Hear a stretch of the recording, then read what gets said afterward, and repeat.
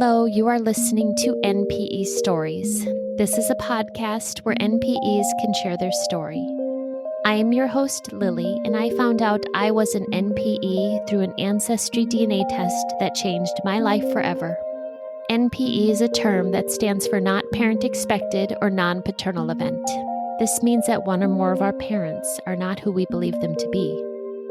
NPE Stories is a podcast where NPEs can share their story of what their original family was like, how they found out they were an NPE, and what their journey has been like since the day they found out. Hello and welcome to a very special episode 195, and this is the first part. This episode was very long, so I split it into 2 episodes that I will release on the same day. My share is actually in the second episode, titled Lily and Others at Untangling Our Roots. This first episode is Eve Sturges' portion of Everything Relative, so this is called Eve and Others. I just want to thank Don Anderson of Missing Pieces NPE Life. He did an excellent job of moderating and making our stories sound clear, even though we were in a very large ballroom at the summit. This was also a very emotional episode. So this weekend was a safe space for people to share vulnerably and from their hearts, and I think you will hear that in everyone's share. By the way, the next summit will be held in Atlanta in March of 2026. This recorded audio is also being used on Everything's Relative with Eve Sturges and Don Anderson's Missing Pieces NPE Life. So we will all have similar episodes over the next few weeks since we all participated in this experiment together. And thank you for everyone that came up to the mic and shared with us. I appreciate you guys so much. Hi, everyone. Welcome to Sharing is Caring. Let's Make a Podcast panel. My name is Don Anderson. I'm the host of Missing Pieces, NPE Life. And here with me today are 2 legends in the NPE world. Lily Wood, the OG of NPE podcasters. From the moment I hear the first few notes of the haunting music and then hear her soothing voice say, "Hello, you're listening to NPE Stories," I feel like I'm home. And like many, her podcast helped me get through those early days of my NPE journey. And if Lily's podcast feels like coming home, then Everything's Relative with Eve Sturges is where we go to laugh with a friend.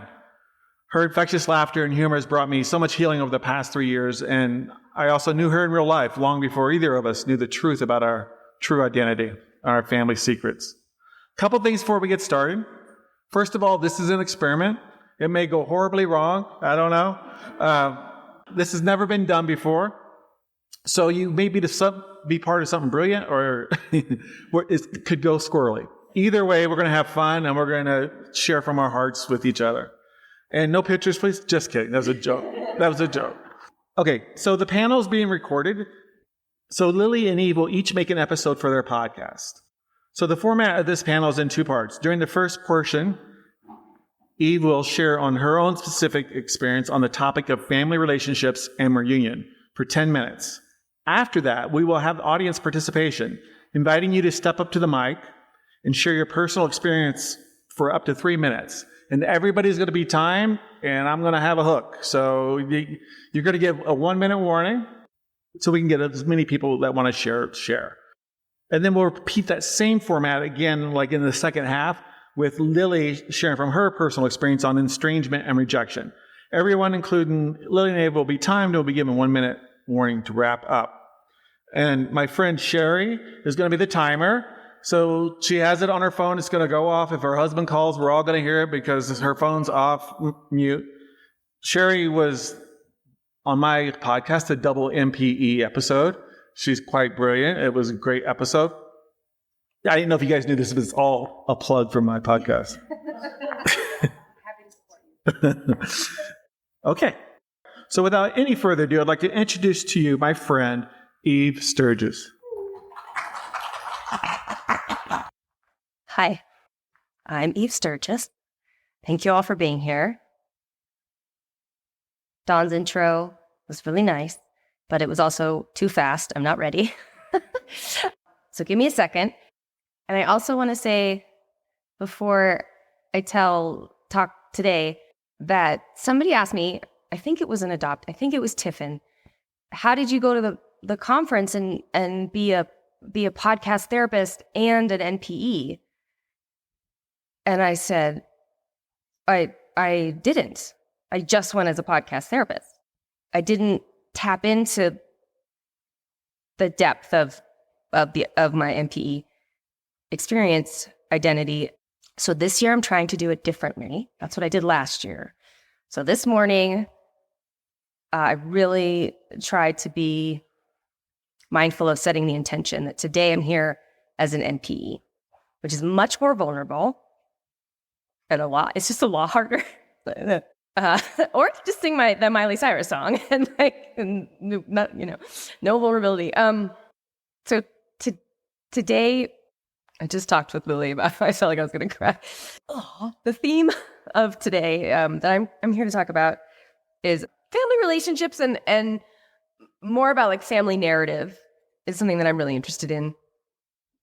And reunion, the concept of reunion, and so I'm going to talk a little bit about how it was, and a little bit about what happened, and then a little bit about where I want to go.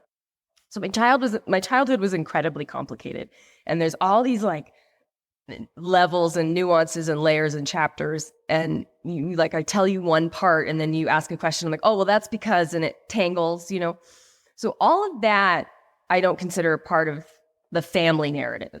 It's maybe my narrative, or and there's all these details, and it's all exciting or traumatic or funny or traumatic.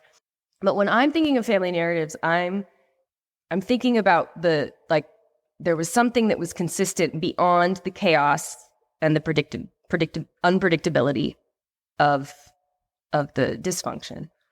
And that was this narrative that my parents were high school sweethearts, and that we were, a home blessed by God.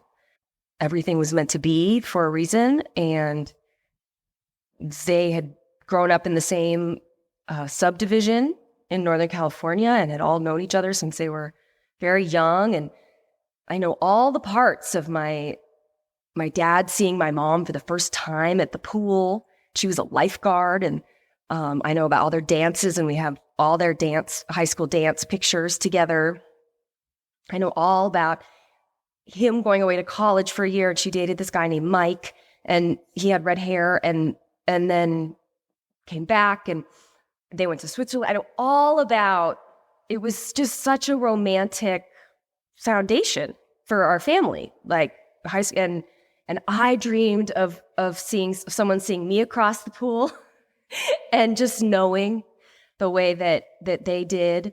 That was the narrative. And part of that narrative, or what sort of a sub-narrative, was our family's value system based around purity culture. So my parents saved themselves for marriage. That's what everybody does. I've told some funny stories about how I didn't even know people had sex outside of marriage. I did not know that, did not understand that until I was way too old. I was in the 8th grade. And I knew it because we also had this whole, like, if you do, these are the things that happen. So I conceptually knew it. I knew what a teenage mother was, but it was so I just didn't think anyone I knew did that, or in my circle. So none of that mattered until 5 years ago, when this man called me on the phone. This is the shortest version of the story. Is the man called me on the phone and said, I'm grateful to finally get a hold of you. I had an affair with your mother, and I think I'm your real father.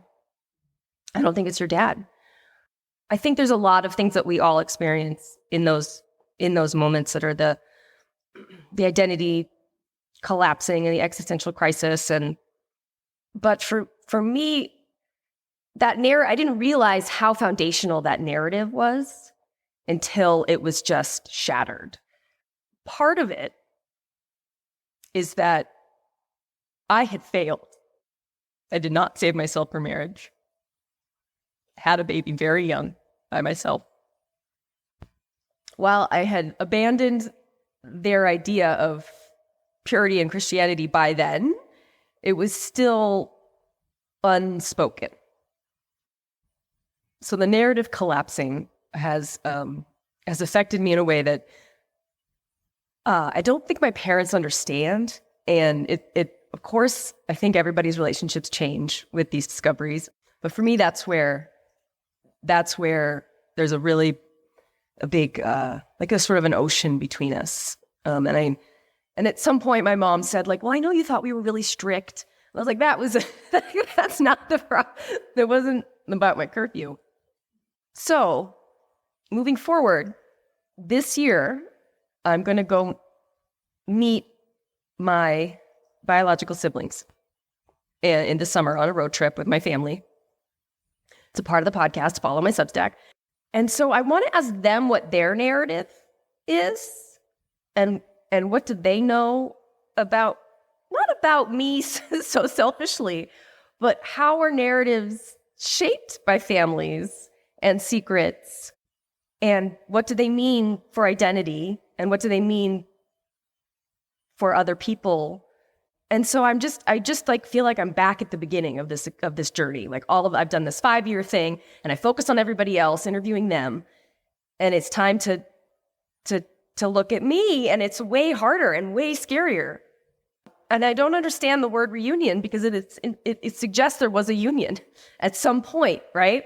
And I don't know these people, and so I'm incredibly nervous and would love any sort of encouraging, positive feedback about what worked or what didn't work, or how to move through these feelings. I don't know them. They're very difficult on Facebook to communicate. They're like one-word responders. So I'd say, hey, I'm doing this big plan. I'm going to come and meet you, and I want to know who I am. And like I write this big, long message, and they write back, yeah, cool.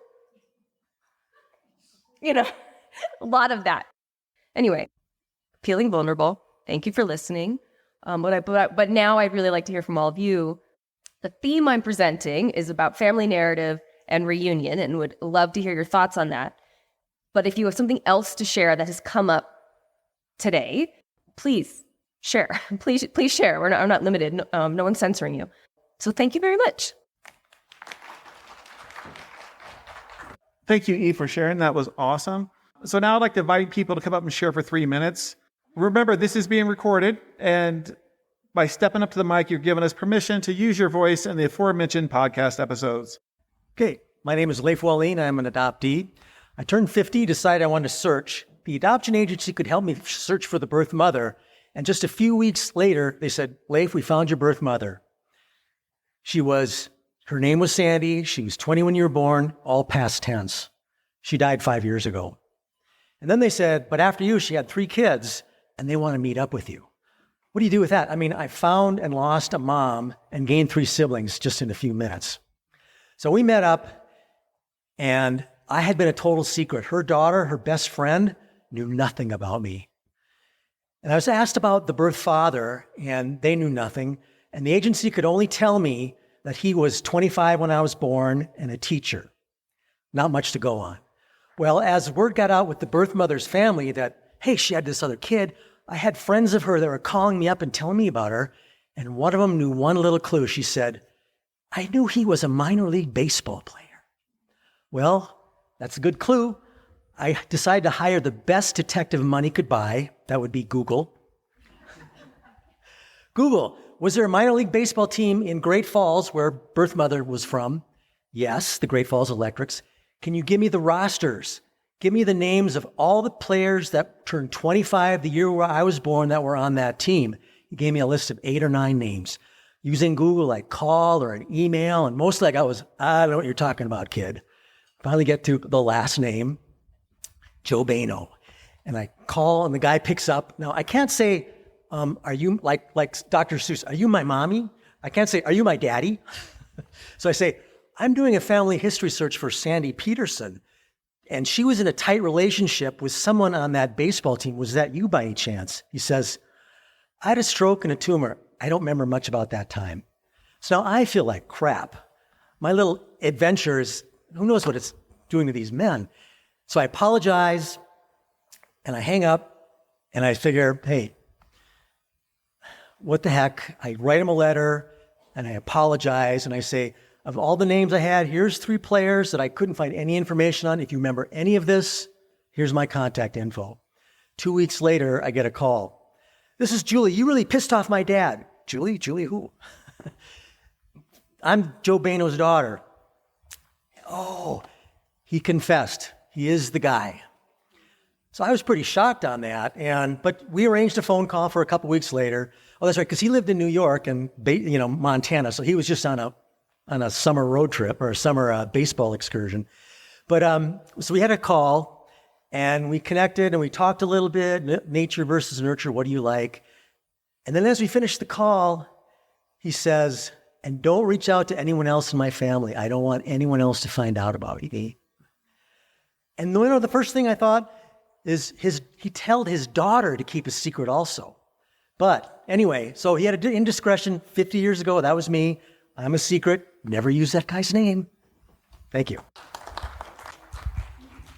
Hello. I'm Alicia Williams, and I'm going to tell you just of reunion day. My daughter is at work, and I'm at work, and she is on Instagram and TikTok at work where she shouldn't be. She calls me, Mom, I got a call from someone who thinks he's your nephew. That's just a dude just trying to hook up with you. Don't talk to him online. No, Mom, you need to come quick. You need to hear what he has to say.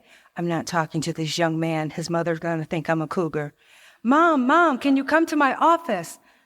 I don't have time for this. Ring, ring. Hey, your daughter wants some lunch. Can you drop it off to her? Oh, my God. She wants to see me anyway, so I'll bring her some lunch. I pull on her street, and she's standing in the middle of the street, phone in her hand. She's waving it and waving it.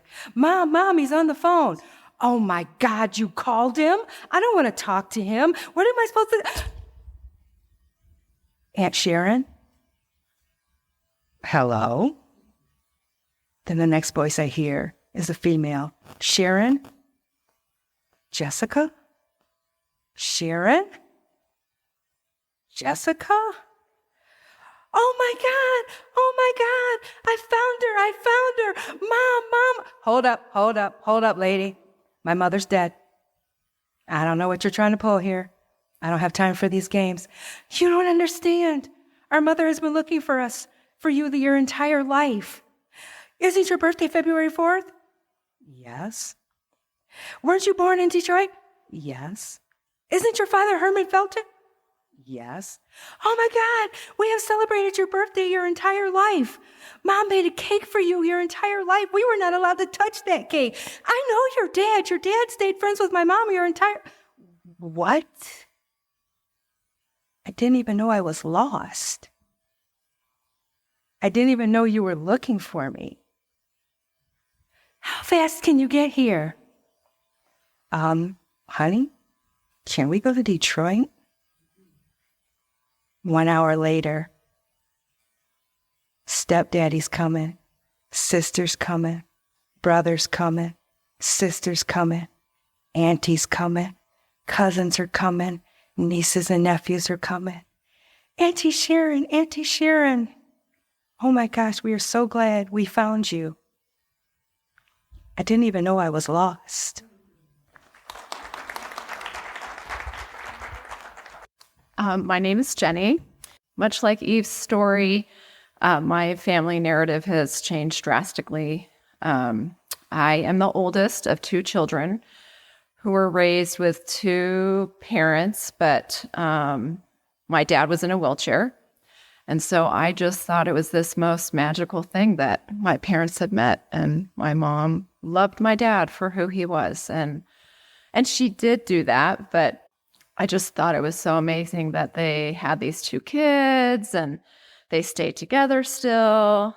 And there were people in the background that knew about me being donor conceived.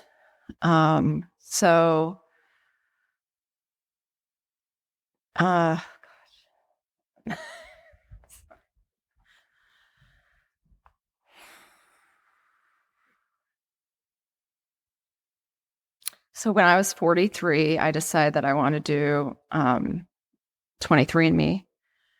And I found out that I had 6 half siblings at the time.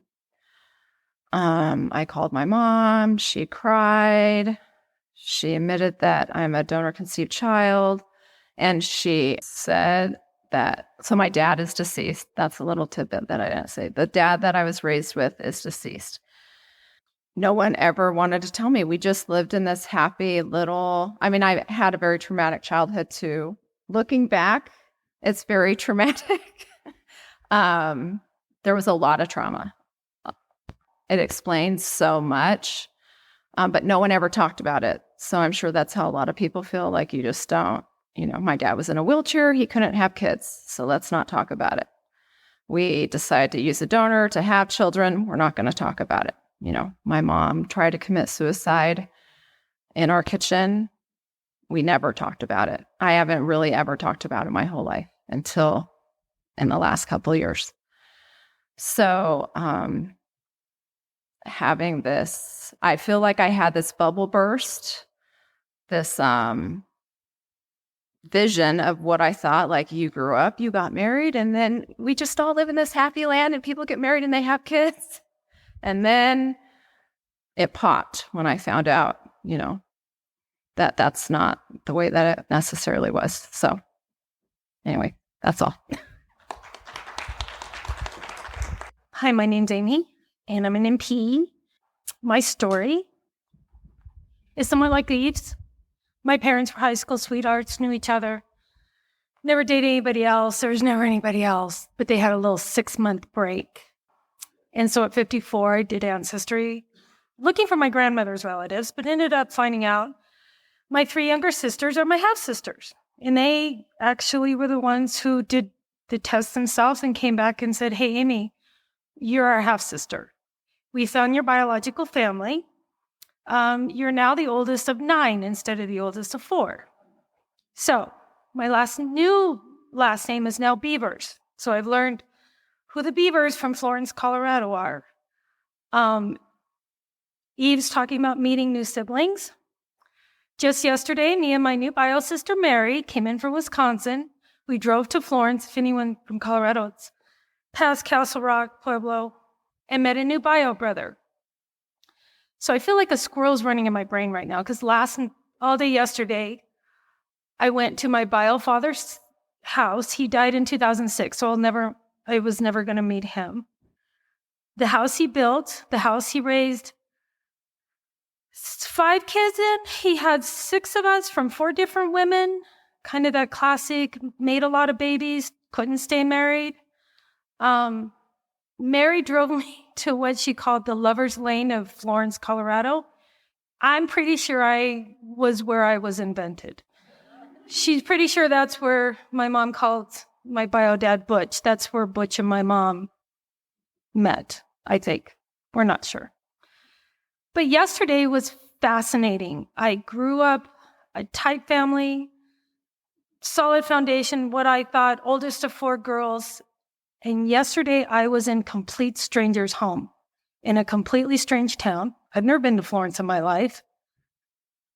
Talking to complete strangers who look like me. I have 3 sons, and I'm watching this bio brother talk, and I'm like, my God, I am watching my son's face in my bio brother. I now have a grandson, and I'm looking at his little face like, that is my bio father's eyes.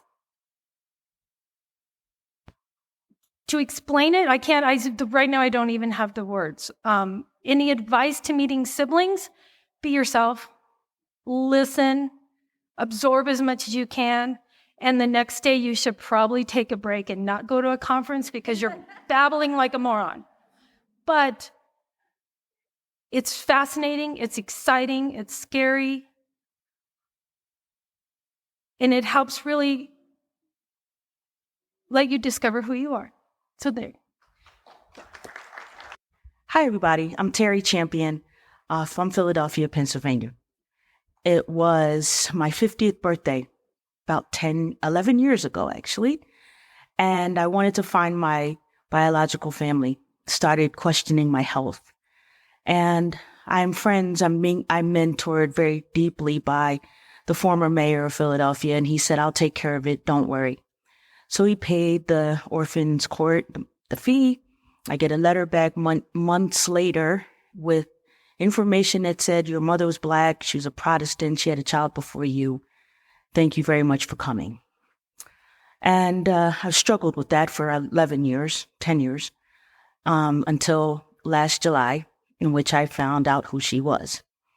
And so after you all heard a little bit of my comic routine yesterday, and after I sent all that information to my brother, they decided, my brother and my sister decided they would meet me last October, which was my 60th birthday.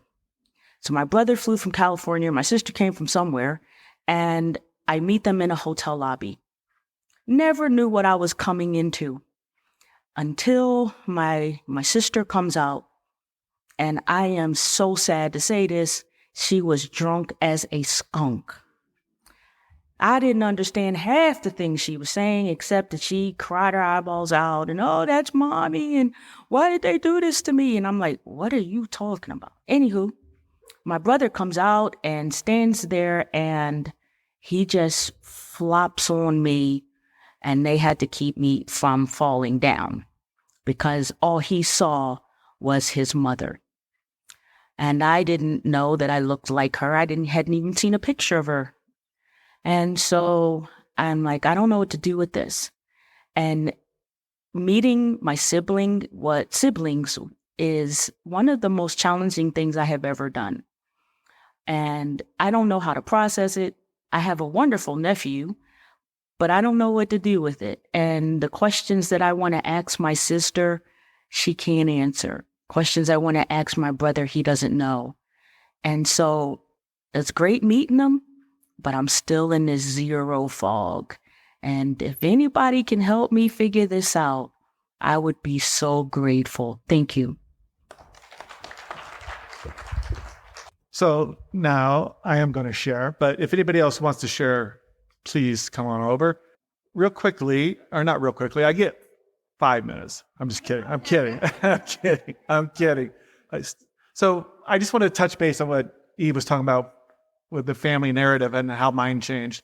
I grew up in I'm just going to talk like I talk, fucked up family. We had alcoholism, addiction. My stepmom was in and out of mental hospitals my whole life, shock treatments, lots of Valium around for me to steal, that kind of thing. And that was at my dad's house. My mom's house was in some ways worse. She married a guy that shouldn't have been allowed to be around children, if you know what I mean. So anyway, when I was 16, I kind of got taken away from that family, put in a foster home. But during that summer, I visited my uncle, and I saw on his wall a Norwegian family tree that somebody had done for our family. And I was obsessed, like many of us, because I think there's a lot of people that obsessed with genealogy find out they're NPEs. I was just obsessed with being Norwegian. And, genetically, I was only supposed to be 25%. My dad is half Swedish, half Norwegian. But over the years, I went to Norway. I found the family farm that they sold in 1850 to come here. I met the people who lived there, their family sold. My family sold the farm to their family. And so in a lot of ways, what happened was I kind of ran away from the family I grew up with, and being Norwegian became my family. Like I was everything Norwegian. I still have a Norwegian flag on my wall. I make Norwegian meatballs for Christmas.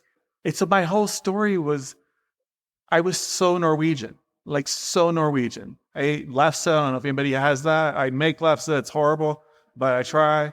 And so when I found out I wasn't Norwegian, it was heartbreaking. I mean, seriously, there's nothing else about this that hurt more. It just broke something inside me. And I tell you, the next time I made meatballs, they sucked. They were absolutely the worst batch I've ever made. Since then, I've rectified. From listening to plenty of podcasts, I healed, and so I could make meatballs again. But just that my family narrative changed. Like that was my family being Norwegian. And now It's not. Feel like I'm in the top percentile of happy endings. I had 4 wonderful half-sisters I found. Bio dad was another alcoholic. Mama had a type. And they welcomed me with open arms. And thank goodness they did, because like it kind of helped fix that broken part in me. Hi, my name's Dave Treadway. I live near Nashville, Tennessee. In 2006, my brothers and sisters I grew up with dropped a bomb on me and told me I wasn't a Treadway. That's my last name. And I told them at the time that, I wouldn't be surprised if that's not true, because I always felt like something just wasn't right. And I've said to a couple people here, you've probably never heard that from an adoptee or a NPE, huh? But my mom found out that they had told me that. And she had always told me I had never met my real father, Harry Treadway, because she left him when she was pregnant with me. Well, she changed her story again. And she told me that when she left him and moved to Ohio, that he came from Tennessee and found her one night and raped her. And that's how she got pregnant with me. And I thought, well, that could be true, because she wouldn't necessarily share that with her children, my older brothers and sisters. So jump ahead 11 years, I do DNA kind of to find out some things, but for fun, like a lot of people do. Didn't realize that a brother and sister I grew up with had both done it on Ancestry about a year or two before, just for fun. And they were my closest matches, but it also said they were my half-siblings. And so the thing I've dealt with the most is that lie about the rape. But it took 6 months, and I found who my real father was. He had passed away almost 40 years before. But I found 6 new brothers and sisters. Like you, they welcomed me with open arms. And so for the last 5 years, we've been getting to know each other and catching up on 60 years, because I was 60 when I found out. And we've traveled together, we've done cruises together, and it's we need to hear the positive endings too. But I know a lot of NPEs are still struggling to find answers, and so anytime I can help somebody else find some answers, and I hope you have a good ending. My name's Randall Lorenz. Tell you quickly, I lived in Nevada, or I do live in Nevada, and in 2017 they started the Healthy Nevada Project. And it was a matter of taking DNA and looking for major illnesses through the variances. Well, growing up, by the time I was 20, my entire family had passed away through cancer, leukemia, multiple sclerosis, just a whole list. So I went and took it. When the results came back, it said I was perfectly healthy. That scared me. And it was done through 23andMe. And so as a result, I got to look at my ethnicity. My ethnicity was Croatian, Slovenian, and Scottish. My father was German, my mother was English, and I didn't have anything. Then I really got upset and actually became suicidal almost. But I met a wonderful lady by the name of Suzanne Melick at Truckee Meadows Community College. And she's a genealogist, and she suggested I take more DNA tests because the one I want was small and they didn't have a lot. So I went home that night, spent $800, bought everything on the market. November that year, I got a result that came back with a young woman. I was a 66-year-old male at the time. I hooked up with a 28-year-old single female. I was able to find her phone number, and I called her and made sure she had my name and my phone number. And I said, I'd really like to know how you and I are related. Everything stopped. She goes, what makes you think we're related? And I told her, and she turned around and hung up on me. 15 minutes later, she called back. She goes, "Who the hell are you? I have a closer relationship with you than I do my own family." Thank you. And so Amy's going to share now. She'll be the last one for this portion, and then we'll go in. You're going to hear from Lily. Come on up. Hi, everyone. I wanted to share a story about something I don't hear too much about, which is talking to people who aren't our family about our NPE status. So I learned the value of having an accountability buddy by accident, because I grew up with a group of women who, over many decades, we have remained friends, a group of 5 of us. And we are in each other's weddings. We celebrate birthdays together. We know each other's families. So they're really a chosen family. And I had to tell them too. So one of these women is my oldest and dearest friend. We met when we were 5 years old, and I promptly fell off of her swing set and injured myself, which was just really on brand for me, we would come to learn. Her family and my family were so deeply intertwined. And the situation was that we were all celebrating, believe it or not, my birthday. And the timing had worked out that after not having told anyone in my life about my NPE status for 3 years, I didn't tell anyone for 3 years, I wanted to tell them. And I wanted to tell her first, but I wanted to tell her in person, and the stars just weren't aligning. It just wasn't going to work. So we were all meeting at my house, and we were going to go to a restaurant, maybe because there was going to be a lot of wine consumed and we wanted to travel in one vehicle. I don't remember. That was it. But we all had planned on that. At the last minute, there was a little change in plans. Everybody else decided to meet at the restaurant, and just she's the only one that came to my house to pick me up and take me for my birthday dinner. So before we went, I told her my NPE status, what that meant, what I had been doing. And she listened. Then we went to this wonderful dinner, and I sat there, and I got more and more nervous, and I was more and more distracted, and I lost all my nerve. And at the end of the night, when I thought, I'm just going to put this off just a little longer, my accountability buddy looked straight across the table at me and said, "Well, are you going to tell them?" And there it was. You can't unring a bell, right? And I told them, and they were obviously so supportive. They asked all the right questions. They followed up with me afterwards. And I just agree with one of the people who was up here before. We need to hear those positive stories as well. We need to remind ourselves that sometimes people say all the right things. Like sometimes it works out. And also that our family is even bigger than our already bigger than normal families. And there are other people in our lives that are eager to hear our stories and help us through all of this. Thank you for listening to this first part of this episode. At this point, if you want to continue on to the second half of the panel, the next episode will be available with me sharing and all the brave souls that came up after me. These stories are here for us to identify with.